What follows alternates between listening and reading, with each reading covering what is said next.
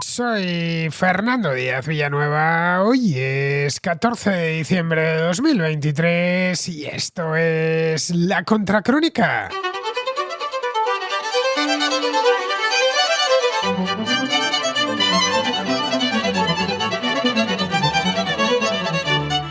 El comercio entre China y Estados Unidos es enorme. En 2022 el volumen de comercio bilateral fue de 650.000 millones de dólares, lo que lo convierte en la relación comercial bilateral más importante del mundo. Lo es a pesar de que desde hace 5 años ambos países viven en algo parecido a una guerra comercial. En marzo de 2018, el presidente de Estados Unidos de aquel entonces, Donald Trump, anunció la imposición de aranceles a productos chinos por valor de 50.000 millones de dólares. La medida vino justificada por Trump como una respuesta a las prácticas comerciales desleales de China. Según arguyó entonces, los chinos no dudaban en apropiarse de propiedad industrial y manipulaban el valor de su moneda, del yuan, para abaratar sus exportaciones. China respondió con aranceles recíprocos a productos estadounidenses, por valor de la misma cantidad, de 50.000 millones de dólares. A lo largo de 2018 y 2019, las tensiones comerciales entre ambos países se intensificaron y una miríada de aranceles se extendió a bienes de todos los tipos. En total, la factura arancelaria de aquellos 2 años fue altísima, fue de más de 300.000 millones de dólares. En diciembre de 2019, Estados Unidos y China llegaron a un acuerdo comercial parcial que incluía, entre otras cosas, el compromiso chino de reducir la presión sobre las empresas estadounidenses, proteger la propiedad intelectual y aumentar las compras de productos estadounidenses. Que la situación política se haya calmado no significa que las empresas estén tranquilas. Todo lo contrario. Para muchas de ellas, trabajar en un entorno estable es mucho más importante que reducir costes. El resultado de esto es que desde 2018 se ha producido una huida continua de empresas estadounidenses que estaban radicadas en China. Según un estudio de comercio de la Cámara de Comercio de Estados Unidos, el número de empresas estadounidenses que están considerando trasladar su producción o sus servicios fuera de China ha aumentado un 60%. Eso en los 2 últimos años solo. Las empresas estadounidenses que trasladan sus operaciones fuera de China suelen optar por una serie de destinos como la India, México, Vietnam y otros países del sureste asiático como Camboya, sobre los que no se aplican las restricciones arancelarias. Otras empresas regresan a casa, pero son las menos. Esta última era la intención de Trump cuando dio comienzo la guerra comercial de 2018. Quería que los estadounidenses volviesen a fabricar en su país. Pero eso, lo fácil es decirlo, lo difícil es hacerlo porque es un proceso complicado. Muchas de estas compañías llevaban años en China. A los costes de reubicarse, trasladando instalaciones y personal, tienen que sumar la pérdida del mercado chino, que por volumen es uno de los más importantes del mundo. En ocasiones sucede incluso que son las empresas chinas las que deciden deslocalizarse y establecerse en terceros países para seguir atendiendo al mercado estadounidense. Una derivada esta que el gobierno de Trump no había previsto cuando decidió apretar las tuercas comerciales a China. Se han reducido algo las importaciones desde China, pero los productos chinos siguen entrando igualmente desde terceros países, algunos muy cercanos, como México.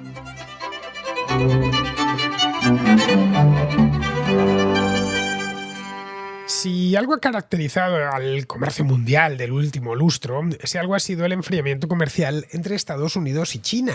Aquí en la Contracrónica desde 2018 hemos hablado muchas veces de esta guerra comercial, sobre todo en 2018-2019, pero desde entonces ya sabéis que las cosas han mejorado un poco, pero no demasiado. Hasta hace unos años la imbricación de ambas economías y la buena relación de sus respectivos gobiernos era tal que el historiador Niall Ferguson, un historiador que por cierto a mí me gusta mucho, llegó incluso a acuñar un término, un neologismo, que hizo bastante fortuna, por cierto, que el neologismo es chimérica, pronunciado quimérica, eso sí, lo que llevaba a pensar, si lo pronunciabas como lo pronuncian en inglés, en quimera. Quimera es el monstruo este de 3 cabezas de la mitología griega que devoraba los rebaños de ganado. Bueno, pues según Ferguson, quimérica era esa, bueno, en aquel momento cuando lo dijo hace unos años, ¿no? Esa economía de bienes y servicios que cruzan el Océano Pacífico todos los días y que era responsable en aquel momento de la mitad del crecimiento mundial. Es decir, que lo que había crecido el mundo en la primera década del siglo, la mitad de ese crecimiento se debía a Quimérica, se debía a a esta autopista marina de bienes y de servicios que unía a Estados Unidos con China, esa interdependencia mutua que se había ido creando. Pues bien, fue esa quimérica contra lo que Trump cargó hace 5 años. Recordémoslo, fue una cosa, no voy a decir inesperada, porque Trump sí que había advertido de lo que pensaba hacer, pero sí llamó la atención que se metiese por fin, llevaba 1 año y pico ya en la presidencia, que se metiese con este tema. Aprobó un primer paquete de medidas, de aranceles, que eran sanciones en toda regla, que luego fue enriqueciendo con otros más a lo largo del resto de 2018. Esto empezó en marzo de 2018, si no recuerdo, el resto del año, y luego ya en el año 2019. China, como era de prever, respondió con aranceles recíprocos. Y aunque ambos gobiernos, finalmente, después de 1 año y medio de guerra comercial, terminaron reuniéndose, acercando posturas y llegaron finalmente a un acuerdo, la relación quedó tocada. Y tocada ha permanecido hasta el momento presente. No ya solo por las cuestiones comerciales, que también, sino por otras cuestiones más de tipo geoestratégico o geopolítico. En tanto que los estados apenas comercian entre ellos, lo hacen las empresas, que a veces se nos olvidan, los agentes económicos, a veces simples individuos. Cada vez que pedimos algo, qué sé yo, a una empresa que está en otro país, estamos realizando una importación individual, y lo estamos haciendo como un agente económico privado. Bien, pues en tanto que son estas empresas o estos agentes económicos privados sobre quienes recae la inmensa mayoría de las importaciones y de las exportaciones, cuando lo mismo de importar, exportar, cuando alguien, qué sé yo, el propietario de una pequeña bodega en La Rioja o en la Ribera del Duero, que vende una partida de vino a un comprador, a un restaurante alemán, está haciendo una exportación, en este caso dentro de la Unión Europea, pero podía haber hecho esa misma exportación a China, a Estados Unidos o al Perú. Está haciendo eso sumaría, digamos, a favor de las exportaciones españolas de ese año. No solo una caja de botellas de vino, muy poquito, pero algo aportaría. Pero siempre y en todo caso lo hacen empresas o particulares. Bien, a quienes pilló todo esto, entre medias, fue a las empresas y a estos particulares, especialmente a las empresas estadounidenses que operaban en China, que eran muchísimas, y a las empresas chinas que trabajaban con las estadounidenses, ya fuese en Estados Unidos, ya fuese dentro de la propia China.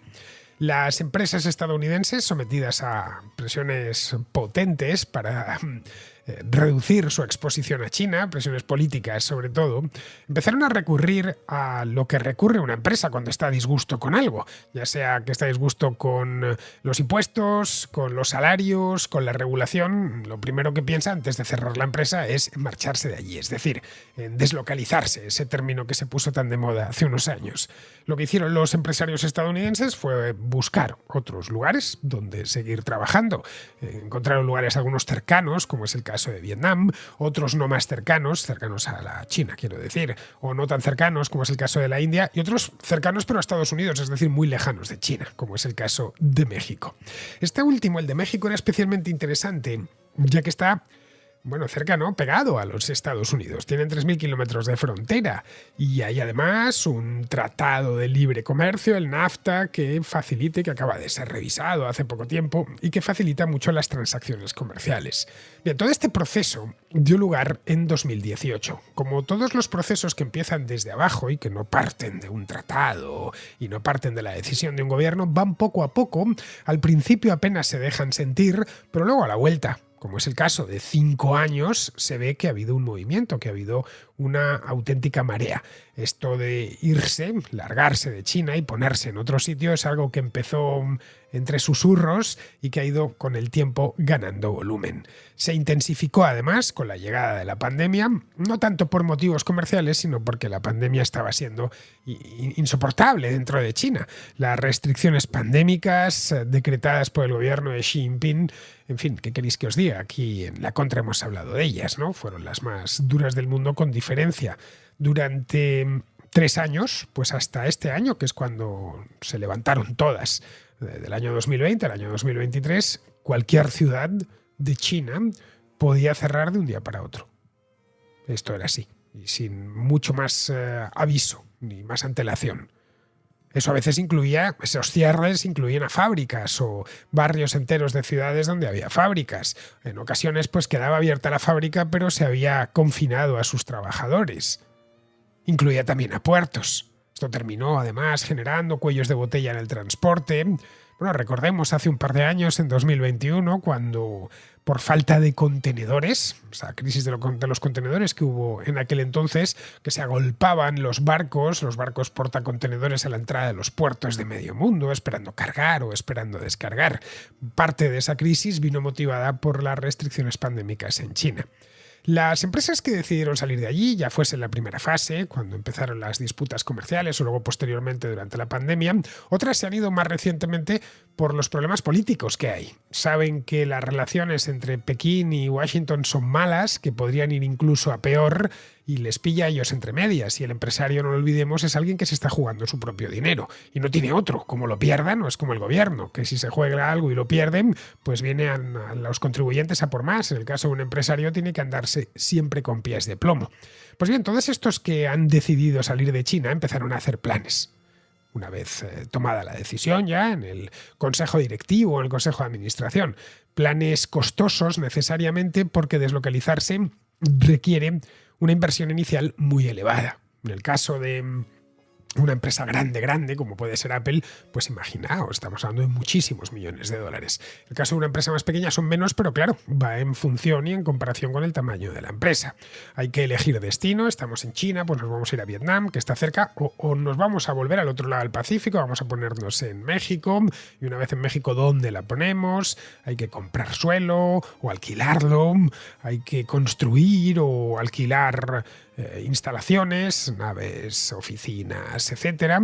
Hay que trasladar, en el caso de que se tuviese maquinaria, pues trasladar esa maquinaria o comprar nueva. Hay que contratar nuevo personal, una parte te lo puedes llevar, pero otra parte no. Otra parte necesitas contratarlo nuevo y además entrenarlo y capacitarlo. Hay que ponerse en funcionamiento, en definitiva, en otro lugar del mundo cuyas normas son distintas, cuyas normas y cuyas leyes. Eso implica tiempo y sobre todo coste. Muchas empresas concluyeron, después de haber hecho el estudio, que no les compensaba, que aquello era demasiado caro, demasiado lioso y que andaban ya caminando sobre el alambre después de la pandemia como para estar, o durante la pandemia, como para estar pensando en este tipo de dispendios. Y algunas se quedaron en China. Otras, en cambio, se marcharon. Lo hicieron en 2018, en 2019 posteriormente. Pero una vez en su nuevo emplazamiento, ya sea Vietnam, ya sea México, ya sea la India, se encontraron de nuevo con China. O mejor dicho, se encontraron de nuevo con chinos. Una buena parte de los productos enviados a Estados Unidos desde lugares como el sudeste asiático o como México se fabrican en fábricas propiedad de empresas chinas. Es decir, fábricas chinas en una palabra, que llevan unos años expandiéndose por todo el mundo para evitar los aranceles estadounidenses. Si este producto que se lo envió desde Shanghái lleva un arancel y llega a Los Ángeles, al puerto de Los Ángeles desde Shanghái, lleva un arancel del X%. Pero si lo envío en camión desde México o desde el puerto de Hanoi, qué sé yo, lleva un arancel un 40 o un 50% más bajo, o directamente ni siquiera lo lleva porque esa categoría de producto no contempla aranceles. Caray, la diferencia es sustancial. Luego es tan fácil como, para un chino quiero decir, colocarse allí a fabricar y exportar desde allí. En otros casos las empresas son estadounidenses o de terceros países, pero los productos se limitan a un proceso de ensamblado con piezas o componentes llegados desde China. Es decir, la misma trampa. Pongo una fábrica en México, para que nos pilla a todos más cerca, a todos los contracroniqueros, importo los componentes que necesito desde China, los ensamblo en México, poco menos que los atornillo, los subo a un camión y los envío para Estados Unidos. Esto es algo que empezó a verse ya desde el principio y que ahora, según parece, es un procedimiento bastante común.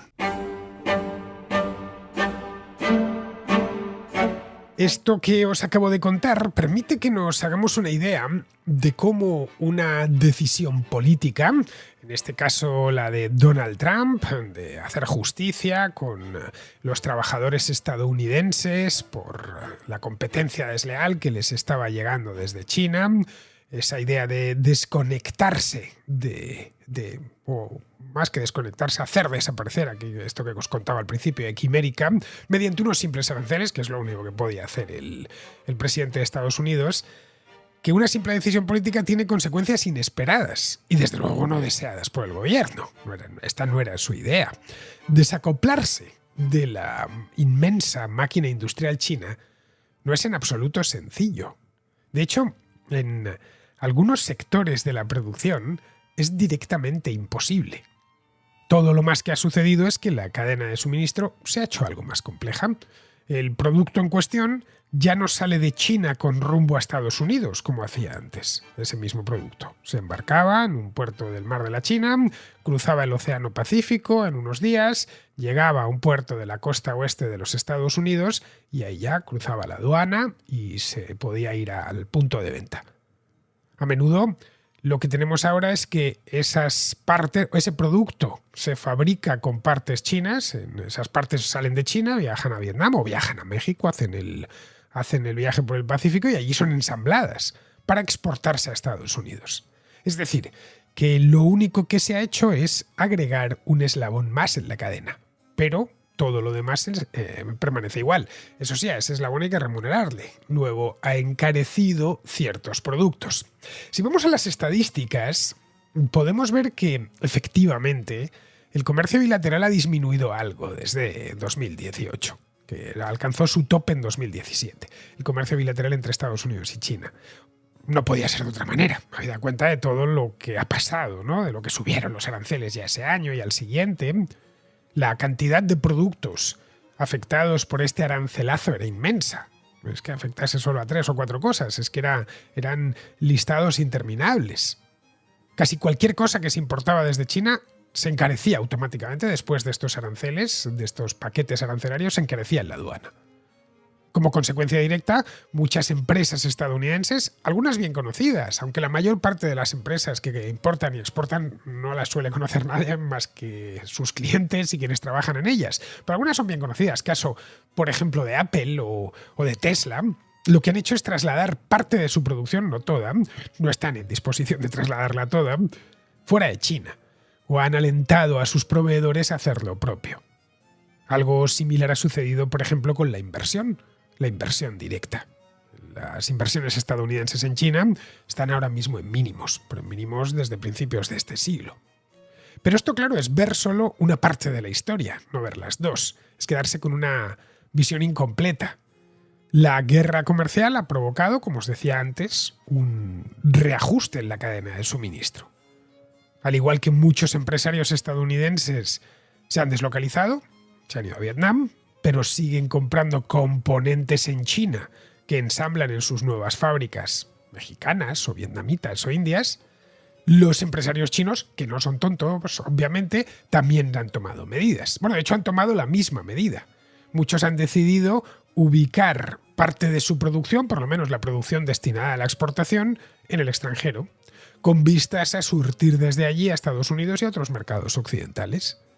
Les basta con adquirir terrenos baratos en un tercer país, en Vietnam, levantar una fábrica y automáticamente esa producción ya no lleva la etiqueta Made in China, lleva la etiqueta Made in Vietnam. O si lo han hecho en México, la etiqueta hecho en México.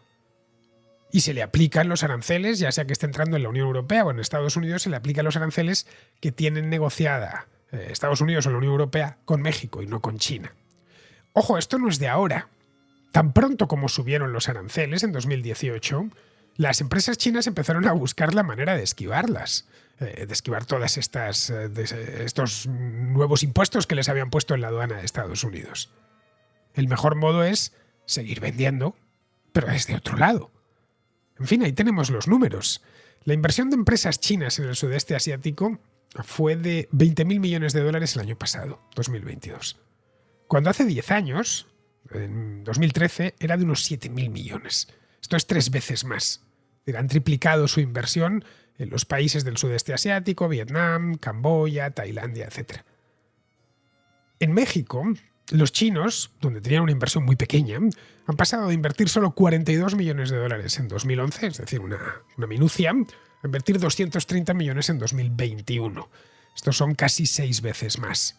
Se trata de inversión privada siempre. Empresas de diferentes tamaños, desde una muy pequeñita que vende dedales, qué sé yo, hasta empresas mucho más grandes, que apuestan por el país y se establecen allí.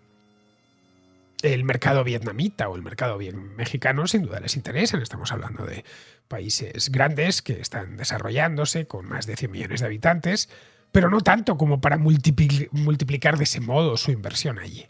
La razón hay que ir a buscarla a otro lado. México o Vietnam son dos lugares de paso para alcanzar Estados Unidos. Simplemente eso. Con un esquema arancelario mucho más beneficioso para la empresa exportadora. En ocasiones no hace ni siquiera falta que esos empresarios chinos se establezcan fuera. Basta con que lleguen a buenos acuerdos con empresarios o con empresas locales, se convierten en sus proveedores principales y todo lo que salga de allí lleva ya la etiqueta Made in Vietnam o hecho en México. Dos orígenes mucho menos problemáticos y sobre los que no se aplican, obviamente, los aranceles chinos. Las importaciones importaciones a Estados Unidos, quiero decir, desde lugares como Vietnam o como México, se han incrementado en los últimos años. En fin, de nuevo, solo basta un vistazo a la estadística comercial de Estados Unidos. Se calcula, en cambio, que entre 2017 y 2022 ha habido una caída de 5 puntos porcentuales en las importaciones estadounidenses procedentes de China. Y esto se ha correspondido con un aumento de casi el 10% en las importaciones provenientes de Vietnam y en un 3% en las provenientes de México. Evidentemente los mexicanos siempre han exportado cosas a Estados Unidos, especialmente bienes manufacturados. A veces pensamos que México exporta tequila, ni mucho menos, es un gran país industrial. Y Vietnam 3/4 partes de lo mismo, es una China en miniatura en este aspecto. El ajuste en la cadena de suministro está, como podemos comprobar, muy avanzado. Y esto ya lo saben en Washington, claro, donde son plenamente conscientes de que los chinos se han puesto a fabricar en otras partes para eludir los aranceles. En agosto de este año, el gobierno, ya no de Donald Trump, sino de Joe Biden, lo que hizo fue, que ya estaba al tanto de todo lo que había pasado, lo que estaba pasando, elevó los aranceles que recaen, en este caso sobre una categoría de productos nada más, los paneles solares, provenientes de 4 países del sudeste asiático, después de confirmar que no provenían de allí, que provenían realmente de China. Las empresas exportadoras se limitaban a importar los paneles de China ya terminados, los etiquetaban, en todo caso a lo mejor les colocaban la armadura externa, esa que llevan de aluminio los paneles solares, y hecho eso los despachaban para Estados Unidos. Vamos, debía ser algo tan evidente que les terminaron pillando. Otras veces no es algo tan simple. Apple, por ejemplo, ya fabrica en otros países asiáticos como Vietnam o la India, pero sigue siendo muy dependiente de la circuitería manufacturada en China, que luego, en muchos casos, envía a sus fábricas en otros lugares para ser ensamblada en el producto final. Fabricar circuitos para un iPhone o unos auriculares de gama alta, los AirPods concretamente se fabrican en Vietnam, no es algo que se improvise. Se trata de bienes de alto valor añadido, cuya elaboración requiere instalaciones de alta tecnología y también de alto precio. Pero a muchos estadounidenses les gustan sus iPhone y no están dispuestos a prescindir de ellos porque todo o parte de los mismos esté fabricado en China. Otros consumidores estadounidenses, algo más concienciados políticamente, podrían concluir que comprar un producto fabricado en una fábrica de propiedad china en el sudeste asiático o en México sigue siendo preferible a comprar directamente a China. En una palabra, que unos y otros asumen que viven en el mundo en el que viven en el mundo que es, no en el que les gustaría que fuera. Decisiones políticas como elevar los aranceles tienen un alcance máximo. A partir de ahí ya simplemente no son operativas. El mundo es un lugar muy grande y los productos que consumimos son demasiado complejos como para seguir el rastro a cada uno de sus componentes. Al río, en definitiva, se le pueden poner obstáculos como presas o azudes, pero es imposible impedir que el agua corra. Vamos con la contrarréplica. Empezamos con Ángel, que es venezolano y que, a cuenta del programa de ayer sobre la Guayana Esequiba, nos habla de la Organización Territorial de Venezuela. Soy buen contraescucha, de hecho. No sé si decir un buen contraescucha, pero sí soy fiel contrausuario, porque, o sea, veo casi todo el material que subes y también compro tus libros, muchos de ellos los que me parecen interesantes, para entender un poco más la historia, ya sea de España y de los pueblos hispanos, o la del comunismo, que es un mal que me persigue toda la vida, ya que soy de origen venezolano, bueno, nacido en Venezuela. Y te iba a comentar algo sobre lo de la bandera. Y es que originalmente la bandera, tú muy bien lo dijiste, la octava bandera fue forzada por Chávez para incluir Guyana. Pero lo que él llama la provincia de Guyana, que anexa, son tres estados. Son tres de los estados actuales modernos, que son el estado Amazonas, el estado Bolívar y lo que sería la provincia de Guyana Esequiba, o el estado de la Guyana Esequiba que quieren hacer. Del resto, y las siete provincias que deberían ser, porque el cambio de la distribución provincial, como menciona uno de los contraescuchas en uno de los comentarios, es diferente y que deberían haber 20. No, no deberían ser 20. 20 se logran es después de la Guerra Federal, en la que se hace una distribución que es más o menos similar a la de los estados modernos, con sus claras excepciones, pero es más o menos similar. Al principio, la República Venezolana contaba con siete provincias que no representaban todas las provincias de la Venezuela independentista, porque no estaban mencionando, creo que Coro y otra de las provincias que decidió no incluirse. Entre esas estaba Guyana. O sea, realmente la bandera venezolana debería tener 10 estrellas. Si vamos a las provincias originales de la independencia, de la lucha independentista, pero se decidió así porque él quería hacer un cambio de paradigma en ese momento, porque en ese momento también cambió el escudo y cambió el nombre de Venezuela. O sea, él creó una nueva Venezuela con esos cambios, cambiando símbolos, nombres y... Sí, símbolos, nombres y hasta algunas fechas patrias. Lo que sería el cambio de mentalidad inducida por el chavismo. La provincia de Guayana a la que Simón Bolívar se refería en sus escritos solo se corresponde parcialmente con lo que hoy sería la región del Esequibo. Esa provincia, que tenía la capital en Angostura, la ciudad venezolana, que hoy se llama Ciudad Bolívar, era muy antigua ya la provincia esta de Guayana. Databa algo así como del siglo XVI o principios del XVII, pero no sé qué uso sumará la independencia de Venezuela.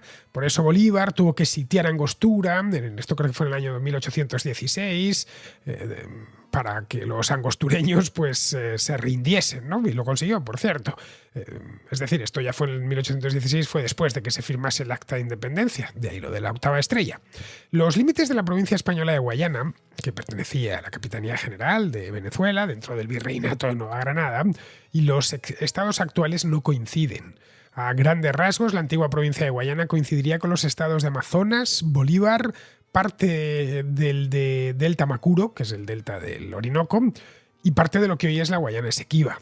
En esta última zona había muy poca gente, por lo que los colonos británicos, como contaba ayer, fueron ocupándola a lo largo de los años siguientes, sin que los gobiernos venezolanos pudiesen hacer nada para impedirlo, ya que se enfrentaban a un imperio. De no haber desaparecido los virreinatos o de haber salido de la independencia estados más fuertes que el de Venezuela, seguramente los británicos se lo hubieran pensado, pero sabían que esas repúblicas recién nacidas eran muy débiles y solían estar envueltas en conflictos civiles continuos. Así que cuando se quisieron dar cuenta, los británicos se habían puesto cerca de la desembocadura del Orinoco. Se quejaron y solicitaron la mediación de Estados Unidos, que fue quien propuso el arbitraje de París. Los británicos accedieron y luego hicieron trampas con el arbitraje. Pero piensa una cosa, estamos hablando de 1899. El Reino Unido bien podría haber declarado la guerra a Venezuela y tras ganarla imponer un tratado de paz humillante que llevase la frontera de su Guayana hasta el Orinoco, para unir así la Guayana con la colonia de Trinidad. El gobierno venezolano de la época debió valorar esa posibilidad. Así que manifestó su disgusto por el laudo, pero lo dejó estar. No sería hasta los años 60, ya del siglo siguiente, del siglo XX, cuando volvió con este tema. Pero se retrasaron demasiado, ya que el Reino Unido estaba a punto de conceder la independencia a su Guayana. Hicieron algo de tiempo y unos meses antes de que esa independencia se materializase, llegaron a un acuerdo muy vago con las autoridades venezolanas, dando una patada al balón para que fuese la Guayana independiente la que lidiase con el problema. Para los guayaneses esto es una cuestión existencial. El Esequibo supone un 75% de su territorio, como comentaba ayer. Pues no sé, algo así como si Brasil reclamase el estado Apure, el Amazonas y el Bolívar. Como es lógico, nadie en Caracas querría sentarse a negociar una cosa así. Yo la verdad es que no sé cuál es la solución a esto, sinceramente te lo digo. La reclamación venezolana está muy bien fundamentada, pero es que han pasado 200 años desde la independencia y nunca ejerció su soberanía sobre ella, por lo que allí se ha ido conformando otra sociedad distinta. No son muchos los habitantes del Esequibo, pero bueno, son 130.000 personas. Antes de cualquier cosa, creo yo que habría que preguntarles a ellos, que son quienes han nacido y quienes viven en aquella tierra. Bien, seguimos con Javier, que nos habla de la que se ha armado en algunas universidades estadounidenses a raíz de la guerra de Gaza. Hola Fernando, te escribo para comentarte un caso que ha pasado en Estados Unidos que creo que en los medios españoles no se está hablando mucho y es el tema de las universidades de Harvard, Pensilvania y el MIT en Boston. Con el tema de los ataques terroristas del 7 de octubre hubo manifestaciones en estas universidades y otras de apoyo a Palestina, cantando cosas como Intifada, Revolución, desde el río hasta el mar, Palestina será libre, pues esas cosas que cantan algunos sectores pro-palestinos. E incluso hay vídeos en los que se ven cómo acosan a estudiantes judíos, como que les ponen, ¿sabes?, los pañuelos palestinos, no les dejan circular por el campus y pues eso, les acosan. Entonces ha habido una representante del Congreso republicana, ha llamado, o bueno, alguien llamó a las rectoras, son tres mujeres, de estas tres universidades a declarar en el Congreso de Estados Unidos. Y hubo una representante republicana que les empezó a hacer preguntas, hizo algunas cosas que a lo mejor esta política hizo asumió cosas que a lo mejor no son 100% reales, como que llamar a la intifada es igual a decir a defender el exterminio de los judíos, lo cual es discutible. Pero bueno, les hizo preguntas muy, muy claras a estas tres mujeres. Les dijo que si llamar en sus campos a hacer llamadas al genocidio de los judíos eh, iba en contra de su código de ética de las universidades y por tanto se iban a ejercer acciones contra la gente que hiciese esto. Y tienes que ver los vídeos si quieres. O sea, las tres rectoras hacen malabares, contorsiones mentales para no decir claramente sí. Empiezan a decir que si el discurso se convierte en conducta, si se tomarán acciones, que depende del contexto. Entonces, claro, esta política les puso contra la espada de la pared porque les dijo, a ver, esta pregunta es muy clara, ¿es sí o no? Y las mujeres, depende del contexto, si el discurso se transmite en conducta, sí. Y claro, esta tía pues al final les dijo, mira, esta es una pregunta muy fácil, la estás evitando y por tanto deberías resignarte tu puesto de rectora. Y bueno, y además de que dijesen estas cosas y evitasen eh, pronunciarse, pues alguna lo hizo con una especie de sonrisa en la cara, lo cual hace todo más macabro. Y bueno, pues nada, te mandaba este audio pues, por si lo querías comentar, reflexionar en tu programa. Y bueno, se han hecho un montón de memes en internet y demás, pero hay un vídeo que está muy bien, que han hecho también, que con a inteligencia artificial le han cambiado a la política esta republicana las frases de pedir el exterminio de los judíos a pedir el exterminio de los negros, a pedir el exterminio de los gays, a pedir el exterminio de los musulmanes. Y entonces, claro, las respuestas de estas rectoras depende del contexto, si el speech se convierte, si el discurso se convierte en conducta así, pues quedan todavía peor, ¿no? Cuando se muestra el doble rasero de esta gente. Es un caso muy particular porque es que además, esto no sé si lo sabe la gente, pero se ve que se hacen unos rankings de los niveles de libertad de expresión y Harvard ha aparecido en el último año, creo, y a lo mejor en alguno más, como la última en niveles de libertad de expresión del campus. O sea que si cuando al parecer, cuando se han criticado otros colectivos, que sí que son más defendidos por lo woke, sí que se han tomado acciones. Y incluso se ha dicho que hay estudiantes que a lo mejor por haber compartido memes racistas o potenciales aplicantes que por haber compartido memes racistas en internet y cosas así, no han tenido acceso a Harvard porque se les ha echado en cara esos discursos, ¿no? Igual se les ha echado en cara, por ejemplo, que se usen pronombres que son incorrectos, y eso es también discurso, ¿no? Y ahí sí se han tomado acciones. Y en este caso, pues han dado unas largas, han hecho unas contorsiones brutales y claro, ha sido un escándalo en Estados Unidos. Pues bueno, nada, te quería comentar este caso que me parece muy, muy curioso. Me ha quedado un audio un poco largo, pero bueno, realmente curioso eh, cómo estas tres universidades de élite se han, digamos, en cierto modo, pegado un tiro en el pie con estos casos. He visto vídeos de los espectáculos infames que han dado los defensores de Hamás en algunas universidades estadounidenses. Digo defensores de Hamás y no pro-palestinos, porque un pro-palestino no tiene que defender a Hamás necesariamente. Por cierto, todas estas universidades, como bien dices, muy caras, tipo el Harvard o el MIT. A eso en España estamos acostumbrados, porque nuestra izquierda es ferozmente judeófoba. Pero en Estados Unidos les ha pillado un poco por sorpresa, no están tan hechos a ese tipo de locuras. Por lo que he podido ver, andaba la opinión pública escandalizada por el radicalismo de estos activistas. Luego, respecto a lo de estas tres rectoras, de estas tres universidades, a ver si es un tema que he seguido un poco por encima, y su comparecencia me pareció lamentable. Al margen de lo que ellas pensasen, que lo desconozco a título personal, ellas sabían desde el principio que iban a responder de manera vaga. Es decir, bueno, lo sabía yo también, que no iban a decir sí o no. Cualquier persona que conozca cómo funciona esta gente, estos fanáticos de las universidades estadounidenses. Era obvio. Estas universidades se han convertido en refugios de pequeños fascistas de extrema izquierda que no consienten que nadie diga nada diferente, pero ni un centímetro diferente a lo que ellos piensan. Todo eso se ha hecho, por supuesto, a lo largo de los años con el consentimiento de las autoridades académicas, y este es el resultado final. Es normal que la rectora tuviese miedo de que si decían algo inconveniente, a su regreso al campus se encontrasen con un comité de bienvenida poco agradable. Pero vamos, nada que no sepamos ya de las universidades estadounidenses. La libertad de expresión no ha atravesado en toda su historia un peor momento que ahora. Dar una conferencia o presentar un libro puede convertirse en misión imposible en estas universidades. Lo que no deja de ser curioso es que en esos memes que han ido apareciendo por internet, en el que se hacía un paralelismo entre lo que decían las rectoras en la comisión del Congreso y qué pasaría si eso mismo se hubiera dicho, por ejemplo, de los negros o de los homosexuales, no deja de ser curioso cómo precisamente estos posmodernos que son tan fanáticos de lo suyo, para lo otro, es decir, si se hubiese dicho lo mismo de los homosexuales, por ejemplo, bueno, hubiesen pedido poco menos que la pira en la plaza pública, la horca, la guillotina.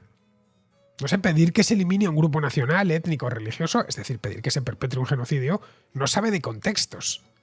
O estás a favor o estás en contra. Pero nada, el pensamiento posmoderno ha escogido a los judíos como parte de esa conspiración mundial contra el progreso. En eso también se parecen a los fascistas tradicionales. Son, de hecho, como dos gotas de agua en ese aspecto. Bien, seguimos con Juan, que ha escuchado la contracrónica que hice sobre las elecciones en los Países Bajos y le ha llamado la atención el tema de la vivienda allí y la falta de suelo. Comentaba yo en aquel programa que en España, inexplicablemente, con la abundancia de suelo que tenemos, la vivienda permanece cara. Pues bien, nos explica Juan por qué en países como España o Italia preferimos vivir más en vertical que en horizontal. Hola Fernando, acabo de escuchar el mensaje del contraescucha que vive en Holanda sobre el suelo y hacías un comentario sobre que es curioso que en Italia y en España no es sobre suelo. Bueno, o sea, curioso, yo creo que al final no es tanto.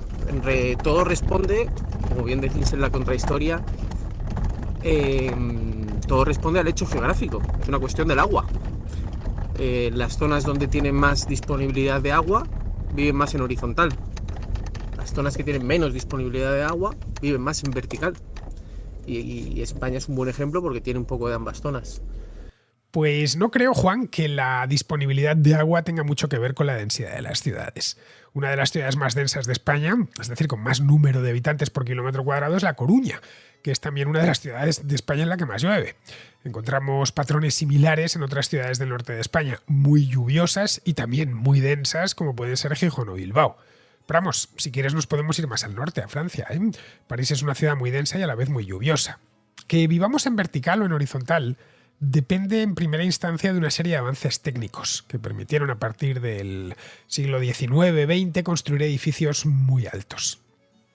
Esto en el siglo XV no se podía hacer. La mayor parte de edificios en los que vivimos hubiera sido técnicamente imposible. Hasta el siglo XIX edificar más allá de 4 o 5 plantas era muy arriesgado, teniendo en cuenta que las estructuras se hacían con madera. Fue la arquitectura de hierro y luego el hormigón armado lo que permitió hacer edificios altos.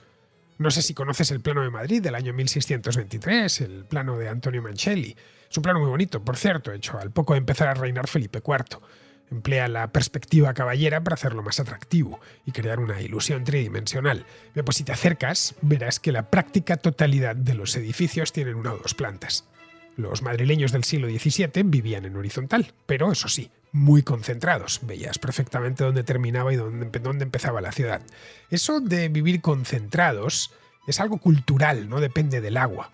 Esto de que haya una separación clara entre la ciudad y el campo. La civitas y el ager. Esto es de origen romano. Más allá de la ciudad había ventas, había villas, había casas de campo, pero la ciudad estaba muy bien delimitada. Esa tradición física, bueno, y también jurídica de crear concejos perduró en el tiempo, en lugares como España o Italia. Pero en sitios que habían permanecido fuera del Imperio Romano, que habían estado dentro, pero con una romanización muy suave, caso de Gran Bretaña o de Renania, esa tradición no existía. Por eso cuesta saber dónde acaba exactamente una ciudad y empieza el campo. La población está muy dispersa en estos países y ni siquiera existen elementos como la Plaza Mayor o la Piazza, que llaman en Italia, en torno a la cual se ubican las principales autoridades, como la Iglesia o el Ayuntamiento. Mira, hace unos años Alberto Garín y yo hicimos una contrahistoria sobre este mismo tema y explicamos los orígenes de las ciudades. Cuando en el siglo XIX empezó a incrementarse la población a causa de la Revolución Industrial, las ciudades del sur de Europa se mantuvieron concentradas, pero empezaron a tirar hacia arriba, a edificar hacia arriba, porque la tecnología ya lo permitía. En las del norte se edificó hacia arriba en el centro comercial, pero en torno a esos centros comerciales empezaron a abrirse coronas residenciales sucesivas. Londres o Berlín son un buen ejemplo de esto que te digo.